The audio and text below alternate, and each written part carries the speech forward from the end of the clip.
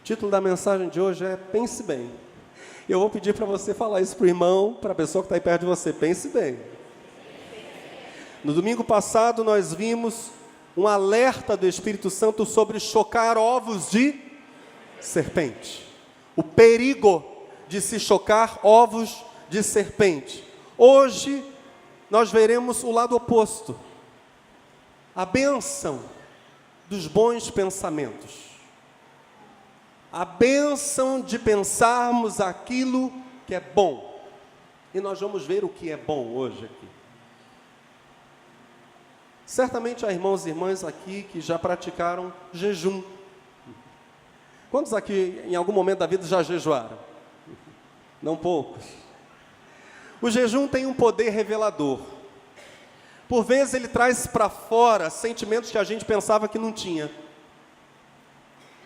Irritações, desejos descontrolados, coisas que querem nos dominar, paixões, que durante o jejum afloram e aí a gente consegue pegar esses sentimentos, esses desejos, essas irritações, essa tralha toda, colocar para Deus e vencer essas coisas ruins.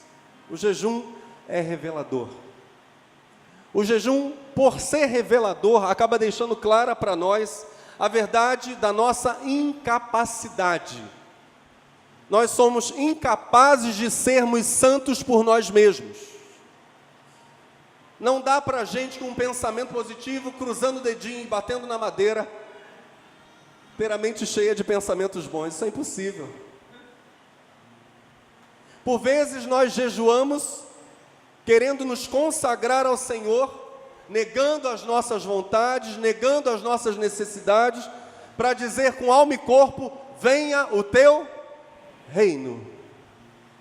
E aí, enquanto a gente está jejuando, a gente descobre maus pensamentos, que a gente não consegue vencer por mera e simples força da vontade, impurezas no nosso coração, e durante o jejum a gente se agarra ao Espírito Santo, e permite que o Espírito Santo faça uma faxina no nosso coração.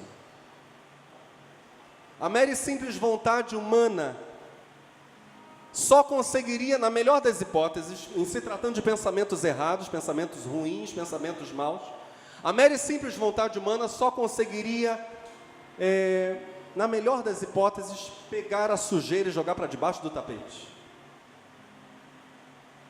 A comunhão com o Espírito Santo remove os maus pensamentos e nos leva a pensamentos mais altos e mais profundos. Aleluia. A comunhão com o Espírito Santo não joga pensamentos para debaixo do tapete, não esconde pensamentos, como a pseudo-libertação de uma pessoa possessa, endemoniada, apenas permite que os demônios se ocultem no corpo daquela pessoa. Eles não saem.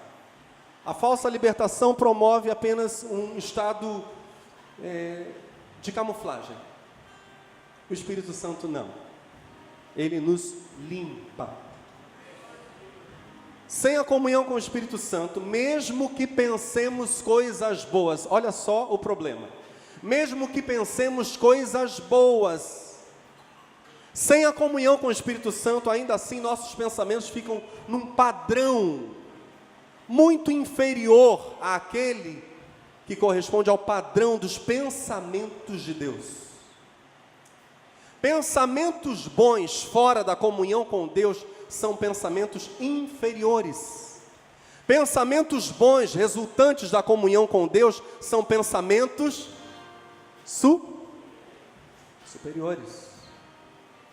São os pensamentos altos que Deus quer compartilhar conosco. 1 Coríntios capítulo 2, a partir do verso 6, fala sobre esses pensamentos mais altos e mais profundos. Entretanto, falamos de sabedoria entre os que já têm maturidade, mas não da sabedoria desta era, ou dos poderosos desta era, que estão sendo reduzidos a nada. Ao contrário, falamos da sabedoria de Deus, do mistério que estava oculto, o qual Deus pré-ordenou antes do princípio das eras, para a nossa glória. Nenhum dos poderosos desta era o entendeu, pois se o tivessem entendido, não teriam crucificado o Senhor da glória. Todavia, como está escrito, olho nenhum viu, ouvido nenhum ouviu, mente nenhuma imaginou o que Deus preparou para aqueles que o amam. Mas Deus o revelou a nós por meio do Espírito. O Espírito sonda todas as coisas, até mesmo as coisas mais profundas de Deus. Diga, as coisas mais profundas de Deus. Aleluia. Pois quem conhece os pensamentos do homem, a não ser o Espírito do homem que nele está? Da mesma forma, ninguém conhece os pensamentos de Deus, a não ser o Espírito de Deus. Nós, porém, não recebemos o Espírito do mundo, mas o Espírito procedente de Deus. Para quê? Diga, para quê? Essa conclusão de Paulo é muito importante. Paulo encerra o verso 12 dizendo, para que entendamos as coisas que Deus nos tem dado gratuitamente. O desejo de Deus, ao nos dar o Espírito Santo, é fazer-nos alcançar, entender, ver as coisas profundas de Deus. Pensamentos mais fundos, pensamentos mais altos. Eu posso tentar por mim mesmo rejeitar pensamentos ruins e pensar pensamentos bons.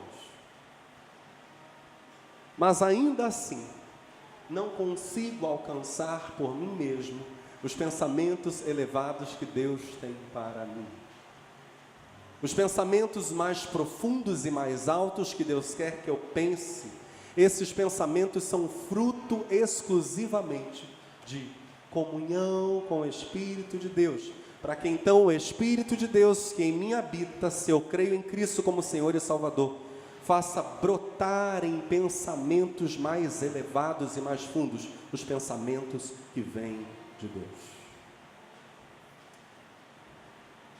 Já agora, no início da mensagem, sem dúvida, um ouvido atento à palavra de Deus, vinda a nós por diversos meios, seja o nosso devocional pessoal, seja a pregação, seja a quietude, etc. Sem dúvida, a escuta atenta da palavra de Deus é um caminho excelente na direção do Espírito de Deus e dos pensamentos que eu vou chamar de pensamentos superiores. Sem dúvida, um ouvido atento. Temos alguém atento aqui nessa noite? Sem dúvida, um ouvido atento produz em nós esse desabrochar no nosso espírito, da voz e da revelação do Espírito de Deus, que habita em nós para revelar os pensamentos de Deus.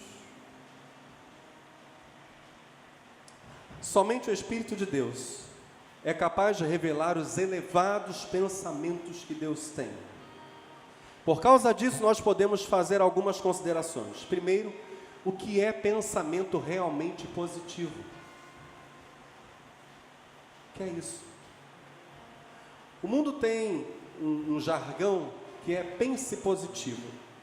Só o mundo não sabe o que é pensamento positivo. Pensar positivo não é pensar que tudo vai dar certo, não. Por vezes o pensamento positivo dos profetas era saber que tudo ia dar errado. Pensar positivo não é achar que eu vou ter muita grana, porque um dos textos que inclusive foi lido aqui hoje, é Paulo dizendo, sei ter fartura, sei padecer necessidade, posso todas as coisas naquele que me fortalece. Então, por vezes, o pensamento positivo é saber que eu não vou ter a grana que eu gostaria de ter, mas não estarei sozinho em meio à aflição. Pensamento positivo, conforme o mundo apresenta, por diversas vezes, é a exclusão de Deus.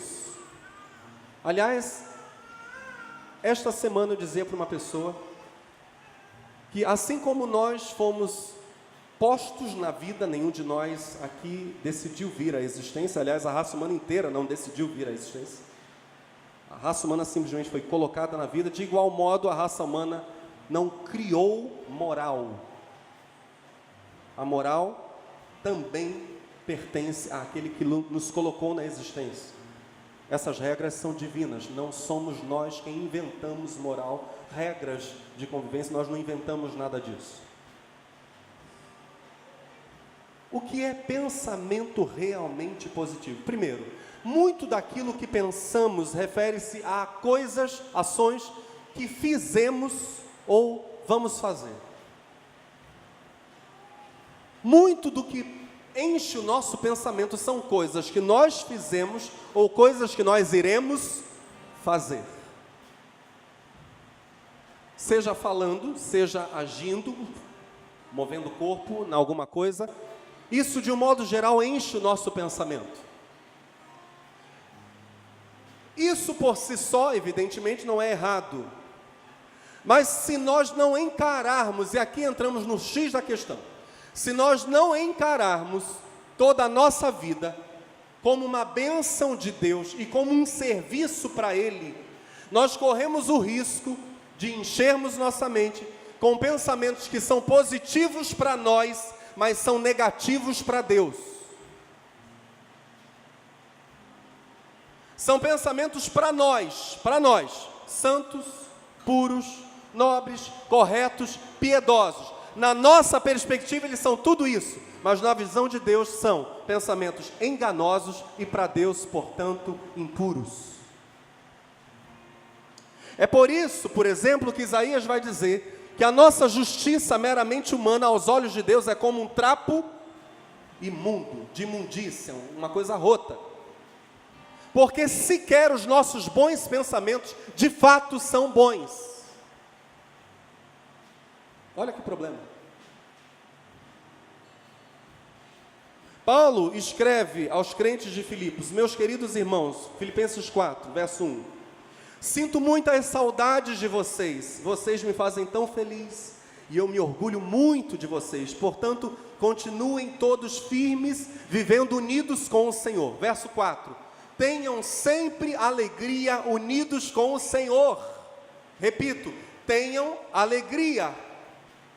Presta atenção, no verso 1 Paulo diz, continuem firmes, vivendo unidos com o Senhor. Verso 4 ele diz, tenham sempre alegria, unidos com o Senhor.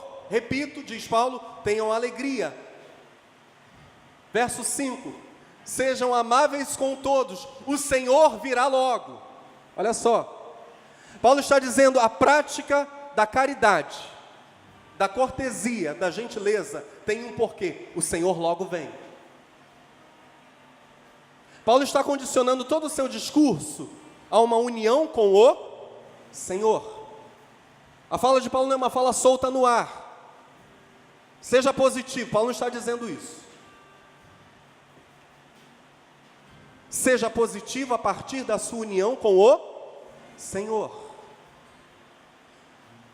Não se preocupem com nada, olha só, mas em todas as orações, peçam a Deus o que vocês precisam e orem sempre com o coração agradecido. Pensamento positivo, vai dar certo, é isso que Paulo está dizendo? Não, apresenta suas crises, suas necessidades para o Senhor. E aí não se preocupe, depois de descansar no Senhor. Amém? Amém. E a paz de Deus, eita meu Deus, esse Paulo é fanático. Esse Paulo não consegue falar nada de positivo sem falar do Senhor. Meu Deus, tem que botar Deus em tudo aqui. Todos os versos que a gente está lendo, está botando Deus no meio. O Senhor não tem problema. E a paz de Deus, que ninguém consegue entender, guardará o coração e a mente de vocês, pois vocês estão unidos com Cristo Jesus. Aleluia. Por último, meus irmãos, diz Paulo no verso 8, encham a mente de vocês. Depois que ele já falou exaustivamente da união com o Senhor, ele arremata: encham a mente de vocês com tudo que é bom e merece elogios, isto é, tudo que é verdadeiro, digno, correto, puro, agradável. Eu fico me perguntando, agradável a quem? Verdadeiro a partir dos valores de quem? Diante de tudo que Paulo falou aqui.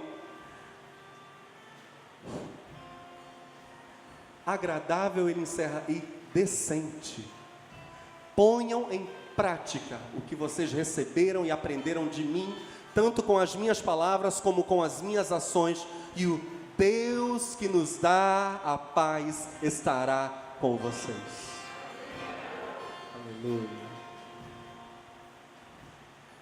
No dizer de Paulo, os filipenses estavam unidos com o Senhor.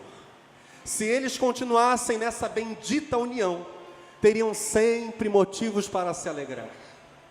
Não andariam preocupados com coisa alguma, descansando no Senhor.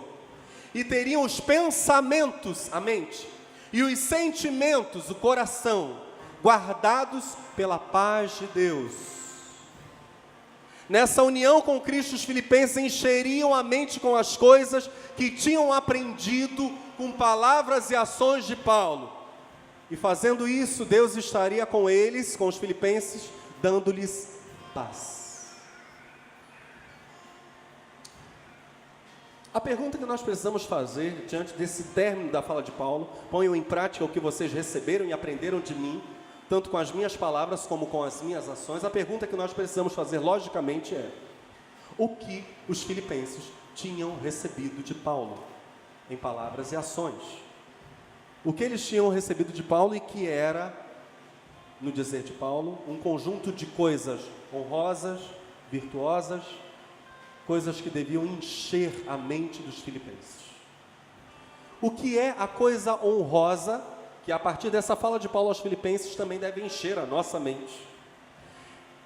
E a resposta a essa pergunta aparece nessa mesma carta. Evidentemente, Paulo já teria que ter dito isso para eles, senão eles estariam meio que perdidos na fala.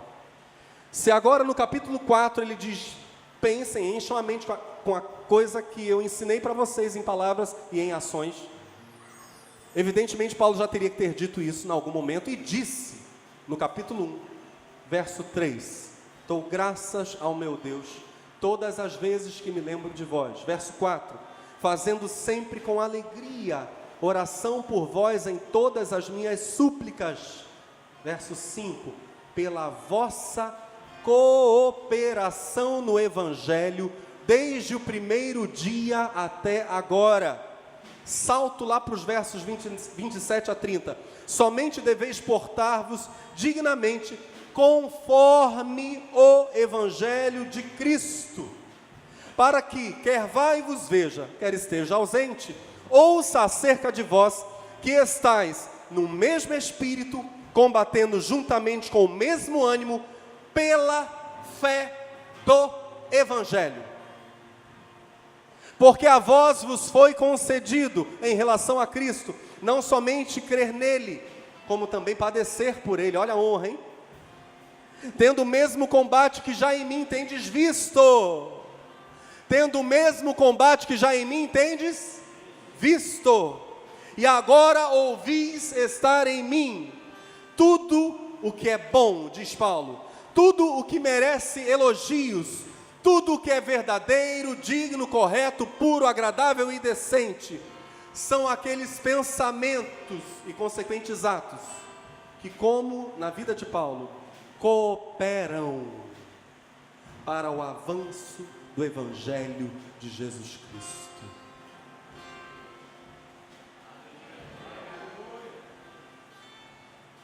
Essa é a ideia de Paulo na carta aos Filipenses. Vocês estão sofrendo, vocês viram o que eu vivi e vivo por causa do Evangelho, continuem. No capítulo 4 ele vai dizer: pratiquem isso, sigam o meu exemplo em palavras e ações. Vocês sabem o valor do Evangelho, vocês sabem que a maneira de viver de vocês tem que servir para a expansão do reino de Deus, e por causa disso, pensem nas coisas de Deus. O proceder de vocês só vai glorificar a Deus se vocês pensarem nas coisas de Deus. Olha só, Paulo não está proibindo, preste muita atenção, Paulo não está proibindo pensar-se em coisas, aspas aqui, naturais. Ele mesmo, diz a Bíblia, era fazedor de tendas, ele tinha sua profissão, pelo menos no início do seu chamado. Acho difícil a continuação das 3 viagens missionárias ele permanecer fazendo isso. Ele tem que passar a receber da igreja mesmo, dos irmãos, para se manter. Mas no início, ele tem sua profissão. Paulo não está dizendo que é proibido pensar em coisas, aspas, naturais. O que ele está dizendo é que todas as questões devem ser pensadas como questões que glorifiquem a Cristo. Todas as questões, todas, devem servir de algum modo para o avanço do Evangelho. As questões naturais, na vida do filho e da filha de Deus, são sempre, na verdade, então, questões espirituais. Todas elas precisam servir para glorificar a Deus. Eu quero exemplificar. Em janeiro deste ano, eu, minha esposa, meus filhos, tiramos 20 dias de férias. Fomos para Angra dos Reis, matamos a saudade do meu irmão, que há 10 anos, 14 anos,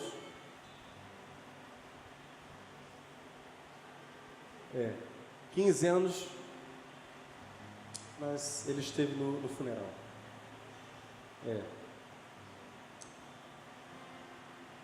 Já há muito tempo não víamos, matamos a saudade, nos divertimos, brincamos a valer, com um propósito final: termos as forças renovadas para servirmos melhor ao corpo de Cristo, que é a igreja. Observe que 2 famílias ou 2 pessoas podem tirar férias e se divertir. Elas vão fazer as mesmas coisas, olha só. Uma em função apenas do seu próprio bem-estar. A outra em função do serviço a Deus, zelando pelo bem-estar, em função do serviço a Deus. Vão fazer as mesmas coisas, vão brincar, se divertir, com motivações finais diferentes. Você está entendendo? Diz amém. Uma motivação egocêntrica, a outra piedosa. Uma motivação secular, a outra cristã.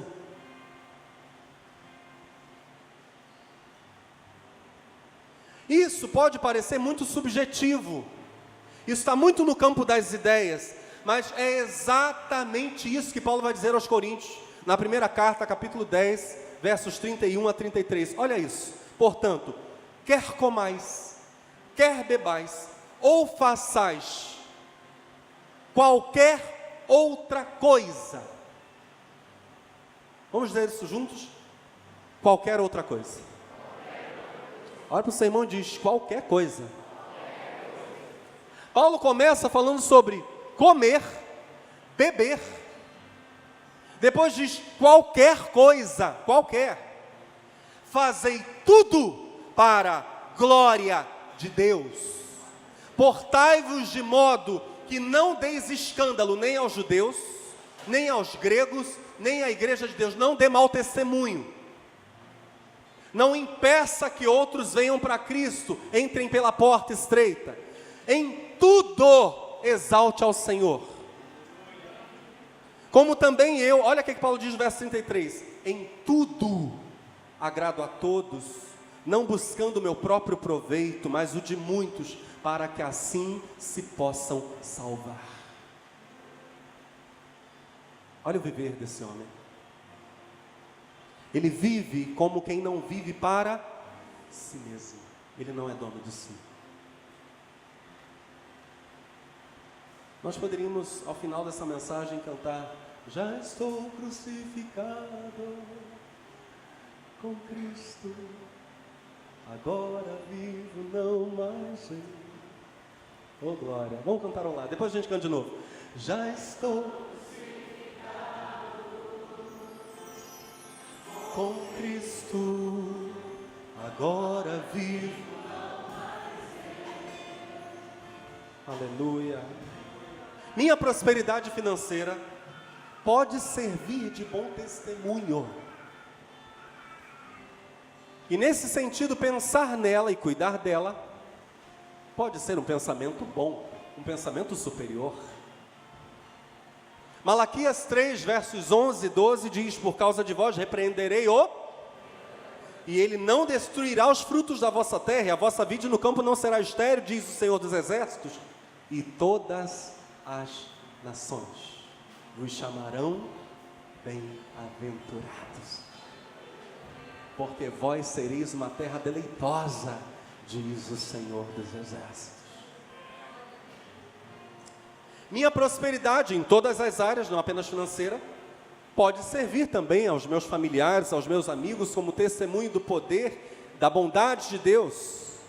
Por exemplo, no diálogo de Jesus e Nicodemos, Nicodemos chega de noite, vai ter com Jesus, e João 3, verso 2 diz, a fala de Nicodemos: Rabi, bem sabemos que és mestre, vindo de Deus, porque ninguém pode fazer os sinais que tu fazes, estes sinais que tu fazes, se Deus não for com ele. Os sinais miraculosos na vida de Jesus testemunhavam a favor da presença de Deus em sua vida. Ficava claro para Nicodemos, e não apenas para Nicodemos, porque ele diz sabemos, ficava claro para Nicodemos e para os religiosos, que Deus era com seu Filho Jesus Cristo, por causa dos sinais. Certamente, muitas vezes, não será diferente conosco. A nossa prosperidade, em quaisquer áreas, pode servir e poderá servir de bom testemunho. E pensarmos nela, então, será um pensamento elevado. Estamos juntos? Entretanto, isso nos leva a um problema. Há pensamentos que eu diria são falsos positivos. Pensamentos que nós consideraríamos bons, mas por não cooperarem para o avanço do Evangelho, não são pensamentos que Deus quer que tenhamos. Até mesmo pensamentos sobre a obra de Deus, num determinado momento, podem não ser os pensamentos que Deus quer que pensemos. E aqui há pelo menos duas categorias de falsos positivos. Uma são os falsos positivos que abertamente, declaradamente, atrapalham o progresso do Evangelho. Mateus 15, versos 22 a 24, apresentam um falso positivo. E eis que uma mulher cananeia, que saíra daquelas cercanias, clamou dizendo: Senhor, Filho de Davi, tem misericórdia de mim, que minha filha está miseravelmente endemoniada. Mas ele não lhe respondeu palavra. E os seus discípulos, chegando ao pé dele, rogaram-lhe dizendo, e aí todo mundo que não conhece o texto, desavisadamente leria e diria: que lindo, eles vão interceder pela mulher. E o texto diz: rogaram-lhe dizendo: manda embora, que vem gritando atrás de nós, despede-a. E curiosamente, nós olhando para o texto pensaríamos que Jesus os repreenderia, mas o mestre vai dar um tiro de bazuca aqui, na lógica. Jesus é o mestre. Aleluia. Jesus parece concordar, olha a fala dele. E ele respondendo diz: eu não fui enviado senão as ovelhas perdidas da casa de Israel.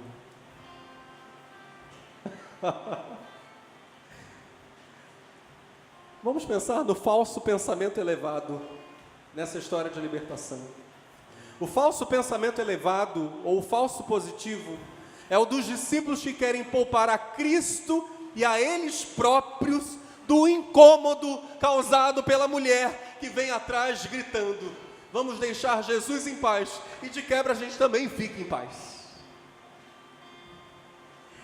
Falso pensamento elevado. Recentemente um irmão que faz parte da portaria contou para mim uma história que aconteceu aqui na igreja. Um casal chegou perto do final do culto. Eles estavam maltrapilhos, cheirando mal, com muita fome. E quando eles iam entrando, esse irmão, o homem disse para esse irmão, membro da igreja e faz parte da portaria, o homem que vinha entrando disse para ele: olha, por favor, só não manda a gente ir embora. E o porteiro disse: não vou jamais fazer isso. Se eu quisesse fazer isso, eu já teria barrado aqui. Não, sejam bem-vindos. E aí aquele homem explicou, e com detalhes que eu não vou dar aqui, os detalhes eram verídicos. Aquele homem disse: olha, antes de nós chegarmos aqui, passamos por 2 templos, e não tivemos permissão de entrar.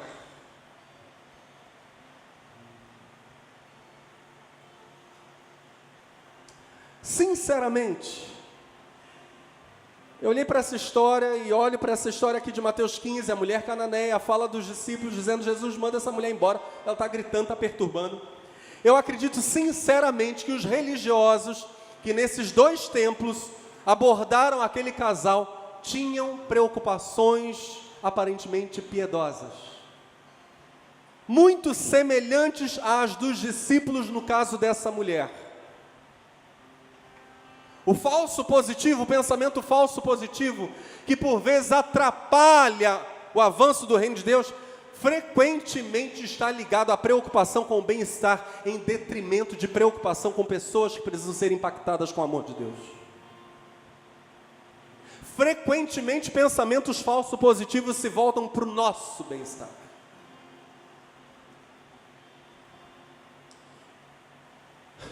Mas o reino de Deus precisa de gente que pense que o bem-estar não é o primeiro requisito que glorifica a Deus. Não é. Não é a primeira coisa que glorifique a Deus, ainda que por vezes o nosso bem-estar o glorifique. A nossa prosperidade o glorifique. Por vezes não é isso que primeiro irá glorificá-lo, mas a nossa capacidade de renúncia, de gratidão em meio às lutas, de abrirmos mão do bem-estar. No caso da mulher cananeia, Jesus afirma algo que parecia concordar com o pensamento dos discípulos, com o desprezo deles, mas a sequência dos fatos deixa claro para nós que Jesus, curando aquela mulher, estava na verdade começando a incluir nos não-judeus, ou no povo de Deus, os não-judeus. E o conceito de Jesus sobre as ovelhas perdidas da casa de Israel cresceria em proporção mundial. Aliás, nós seríamos as ovelhas desse outro rebanho que Jesus iria incluir no grupo das ovelhas perdidas da casa de Israel que foram achadas.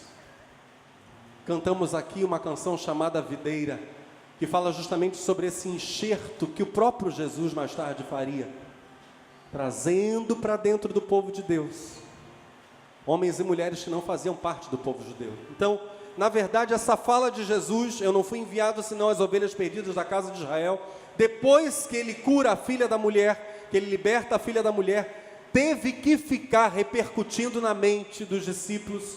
Eles precisaram começar a entender que o povo de Israel não se restringiria à descendência carnal de Abraão, mas a todos aqueles que abraçassem a fé em Jesus Cristo.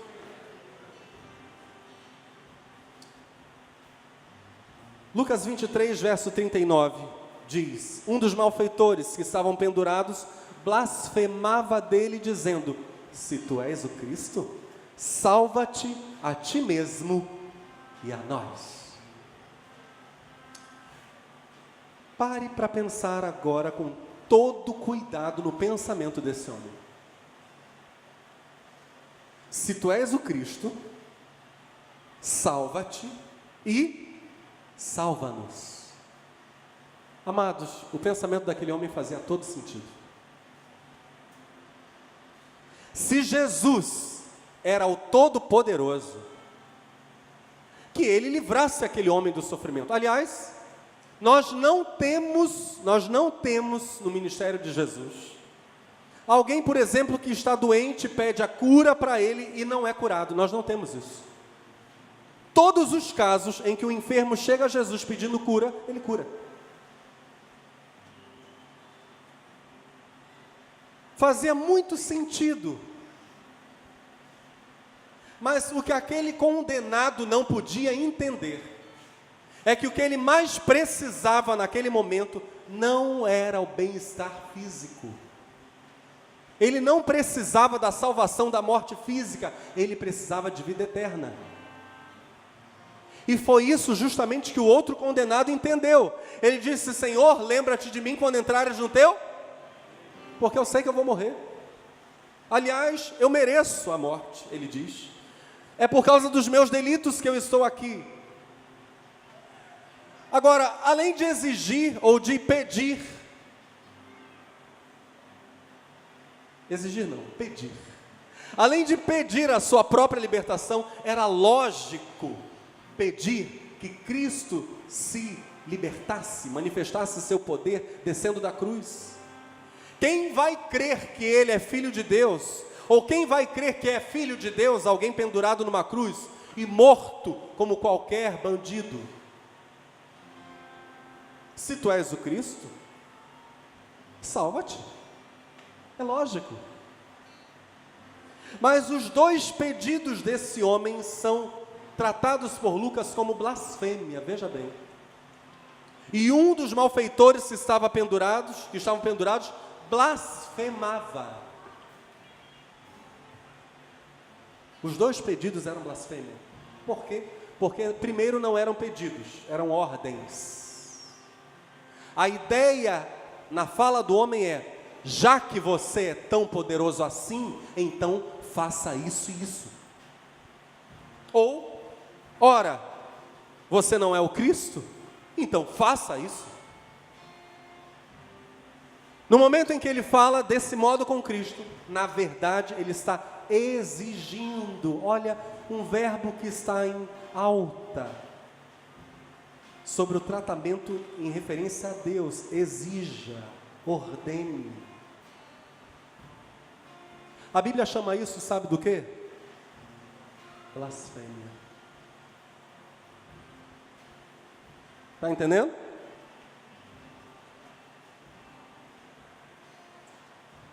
Eu exijo, eu determino que tal cura aconteça, que tal milagre aconteça. Os dois pedidos do homem, a Bíblia diz, eram blasfêmia. O poder de Deus em nossa vida não se comprova simplesmente pelo nosso bem-estar, mas em Deus realizar em nós aquilo que contribui para o avanço do Evangelho. E por vezes o que contribui para o avanço do Evangelho não envolve o nosso bem-estar imediato. Pensamentos falsos positivos, frequentemente são pensamentos que têm aparência de bons, mas atrapalham o avanço do Evangelho. Mas em segundo e último lugar, pensamentos falsos positivos podem ser pensamentos sobejantes, pensamentos que sobram. Eles estão a mais. Entretanto, se houver um coração cheio de reverência, uma comunhão com o Espírito de Deus, se eventualmente formos além daquilo que nos foi pedido ou exigido pelo Senhor, seremos redirecionados pelo próprio Espírito de Deus. Êxodo 36, de 1 a 7, diz assim: trabalharam Bezalel e Aholiabe, e todo homem sábio de coração, a quem o Senhor dera sabedoria e inteligência, para saber como haviam de fazer toda a obra para o serviço do santuário, conforme a tudo que o Senhor tinha ordenado. Então Moisés chamou a Bezalel e a Aholiabe, e a todo homem sábio de coração, em cujo coração o Senhor tinha dado sabedoria, a todo aquele a quem o seu coração moveu a se chegar à obra para fazê-la. Estes receberam de Moisés toda a oferta alçada que trouxeram os filhos de Israel para a obra do serviço do santuário, para fazê-la, e ainda eles lhe traziam cada manhã ofertas voluntárias. E vieram todos os sábios que faziam toda a obra do santuário, cada um da obra que fazia, e falaram a Moisés dizendo: o povo traz muito mais do que basta para o serviço da obra que o Senhor ordenou se fizesse. Então mandou Moisés que proclamassem por todo o arraial, dizendo: nenhum homem, nem mulher, faça mais obra alguma para a oferta alçada do santuário. Assim o povo foi proibido de trazer mais. Que coisa tremenda, né? Era tanta oferta, era tanta coisa para os trabalhadores fazerem na preparação do santuário, que os trabalhadores chegam: Moisés, o povo já ofertou muito, já não temos mais o que fazer com todas essas coisas, manda o povo parar. E Moisés tem que dar uma ordem, proibindo o povo de trazer mais. E o verso 7 diz: porque tinham material bastante para toda a obra que havia de fazer-se, e ainda sobejava. O povo estava sendo tremendamente liberal para a obra do santuário, e foi redirecionado por Moisés. E aí, desde esse capítulo 36 de Êxodo, até o capítulo 40 e último de Êxodo, segue a descrição dos preparativos do tabernáculo. Depois que tudo é feito a partir das ofertas que o povo trouxe, nós vamos para os versos 33 e 34, e vemos como Deus reagiu. Levantou também o pátio ao redor do tabernáculo e do altar, e pendurou a cortina da porta do pátio. Assim Moisés acabou a obra. Verso 34. Então, diga comigo, a nuvem. Então a nuvem cobriu a tenda da congregação, e a glória do Senhor encheu o tabernáculo. A nuvem da glória de Deus desceu no acampamento de Israel sobre o tabernáculo, porque Deus recebera as ofertas e a consagração. E Deus veio para abençoar o seu povo. Esse pensamento que vai além, esse pensamento que se torna um pensamento que sobra, é um falso positivo que não tem a ver, por exemplo, com a iniciativa errada de Davi de tentar trazer a arca para Jerusalém, quebrando o mandamento de Deus. A arca devia ser trazida nos ombros dos sacerdotes. Davi traz num carro de boi, por causa disso Uzá vai tocar na arca e morre. Não tem a ver com esse fato, mas tem a ver com aquilo que fazemos, ou queremos fazer, ou pensamos em fazer, por amor a Deus, e Deus precisa intervir e dizer: não é para fazer isso, para aí. Mas quando isso acontece, a Bíblia diz que Deus vai nos redirecionar e vai nos abençoar. Temos aqui alguém apaixonado por Deus e por seu reino.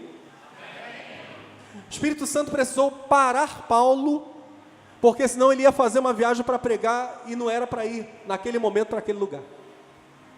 Tamanho amor de Paulo pelo Senhor. Atos 16, Paulo chegou às cidades de Derbe e Listra. Em Listra morava um cristão chamado Timóteo, e desse momento em diante Paulo e Timóteo vão viajar juntos. Nas cidades por onde passavam, verso 4 de Atos 16, eles diziam aos cristãos quais as decisões que tinham sido tomadas pelos apóstolos e pelos presbíteros da igreja de Jerusalém, e aconselhavam que eles obedecessem a essas decisões. Assim, as igrejas ficavam mais fortes na fé, e o número de cristãos aumentava cada dia mais.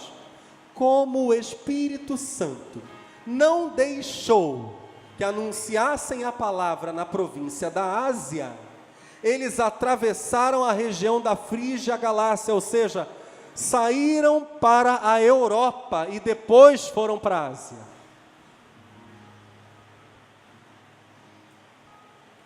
Jesus tinha ordenado aos seus discípulos, aos seus seguidores: façam discípulos de todas as nações. Jesus tinha dito: sejam minhas testemunhas até os... Mas em Atos 16, Paulo e Timóteo foram, no verso 6, impedidos pelo Espírito Santo de pregar o Evangelho na Ásia. Temporariamente impedidos. Eles vão para a Europa primeiro. Atos 16, verso 9. Mais tarde, Paulo chega à Ásia e não chega sozinho. Os crentes europeus começam a se espalhar e levar o Evangelho para a Ásia. Dessa forma, a proibição não foi permanente, foi temporária, e Deus cumpriu o seu bom propósito, abençoando Paulo e sua missão.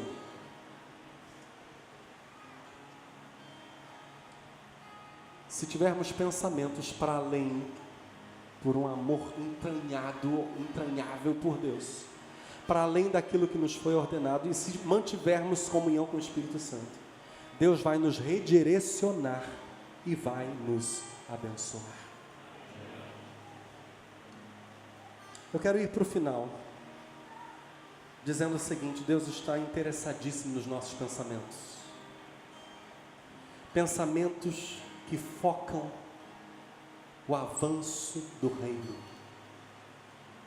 que focam a expansão do Evangelho. Pensamentos que estão ligados a tudo: a trabalho, a estudo,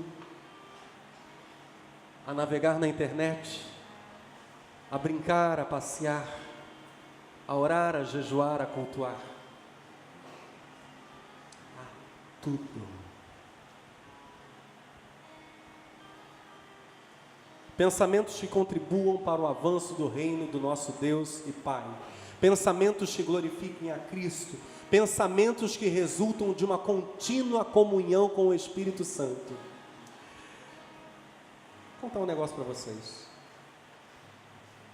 Há uma fala lá do Facebook, que é: no que você está pensando. E como o mundo jaz no maligno, um sem número de pessoas olhando essa fala despeja pensamentos que nunca deveriam ser compartilhados,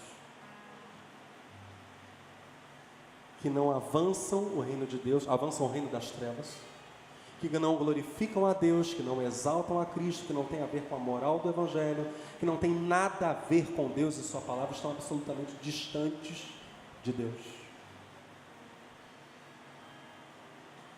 Deus, por todos os meios, quer falar conosco, quer ouvidos atentos na palavra, na pregação, na quietude, na devoção pessoal, apresentar para nós o excelente caminho do Espírito e dos pensamentos superiores. E o último texto no qual vamos meditar, eu vou pedir para a igreja ficar de pé, é Colossenses capítulo 3. Uma poderosa instrução de Paulo acerca dos nossos pensamentos. Nós vamos fazer a leitura de todo o capítulo, e eu vou pedir para você repetir, deixando que essas palavras queimem no coração. Amém? Amém. Que a palavra de Deus, não o discurso do mundo pagão, não o discurso de um mundo que está dando as costas para o Criador, que a palavra de Deus povoe os nossos pensamentos. Repita essas coisas para a glória de Deus. Portanto, e aqui eu vou colocar todo o texto em primeira pessoa do plural, ok? Vou trazer para nós. Já que nós fomos ressuscitados com Cristo, busquemos as coisas que estão no céu, onde Cristo está sentado à direita de Deus. Pensemos sempre nas coisas do céu e não nas que são aqui da terra, pois aquela velha natureza já morreu. E a nossa nova vida está escondida com Cristo em Deus. Quando Cristo, que é a nossa vida, aparecer, então nós também vamos aparecer com Ele em glória. Aleluia.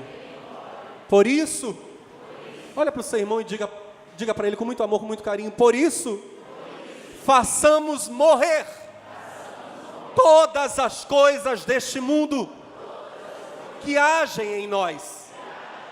Isto é, imoralidade sexual, impureza, paixões baixas, desejos maus e cobiça, que é uma forma de idolatria. Agora, olhe para mim, por favor. Diga, é por causa destas coisas que virá o castigo de Deus. Antigamente, nós também tínhamos esse tipo de vida, quando costumávamos fazer essas coisas. Agora, porém, deixemos tudo isso de lado. Ira, irritação, maldades, uso de linguagem indecente. Não mintamos uns aos outros, pois já abandonamos aquela velha natureza e as coisas que fazíamos no passado, e nos vestimos de uma natureza nova. Essa é a nova pessoa, que é renovada continuamente na imagem do nosso Criador, para que adquiramos o conhecimento completo de Deus. Dessa forma, não há diferença entre judeu e não judeu, entre circuncidado e não circuncidado, entre estrangeiro e selvagem, entre escravo e livre, pois Cristo é tudo em todos. Por isso, como povo escolhido de Deus, povo amado e santo, diga, povo amado e santo. Meus irmãos, o cristão não é imundo, não é sujo, é santo. É povo amado e santo. Aleluia. Olha para o seu irmão com carinho, com amor, mais uma vez, por favor. Diga para ele, procuremos viver sempre com misericórdia, bondade, mansidão, paciência. Toleremos uns aos outros e também perdoemos uns aos outros, se algum de nós tiver uma queixa contra o outro. Assim como o Senhor nos perdoou, nós também devemos perdoar uns aos outros. Vamos para o final. Diga comigo, acima de tudo, tenhamos amor, pois o amor une perfeitamente todas as coisas. Deixemos que a paz que Cristo dá controle os nossos corações. Foi para essa paz que Deus nos chamou num só corpo. Sejamos sempre gratos. Que a mensagem de Cristo habite ricamente em nós. Ensinemos, instruamos uns aos outros com toda a sabedoria. Façamos isso louvando a Deus. Por favor, erga sua mão e diga, façamos isso louvando a Deus com salmos, hinos, cânticos espirituais, e cantemos com o coração cheio de gratidão para com Deus. E tudo que fizermos ou dissermos, façamos em nome do Senhor Jesus, e por meio dele agradeçamos a Deus o pai. Ouça o que eu vou ler agora, não precisa repetir. Mulheres, sejam submissas a seus maridos como se fosse ao Senhor. Maridos, amem as suas esposas e sejam gentis com ela. Filhos, obedeçam aos seus pais em tudo, pois isto agrada ao Senhor. Pais, não irritem os seus filhos para que eles não fiquem desanimados. Servos, obedeçam a seus senhores aqui na terra, mas não obedeçam apenas quando vocês estão sendo vistos, como se estivessem tentando apenas agradar as pessoas. Porém, obedeçam com um coração sincero, por causa do respeito que vocês têm pelo Senhor. O que vocês fizerem, façam de todo o coração, como se estivessem fazendo para o Senhor, não apenas para as pessoas. Lembrem-se de que é o Senhor quem vai lhes dar a herança celestial como recompensa. Não se esqueçam. Lembrem-se que nós partiremos para a eternidade para recebermos a recompensa da mão do Senhor. É a Cristo, o Senhor, que nós devemos continuar servindo, pois aquele que faz o mal receberá como troco o mal que fez, e nisto Deus trata a todos da mesma maneira.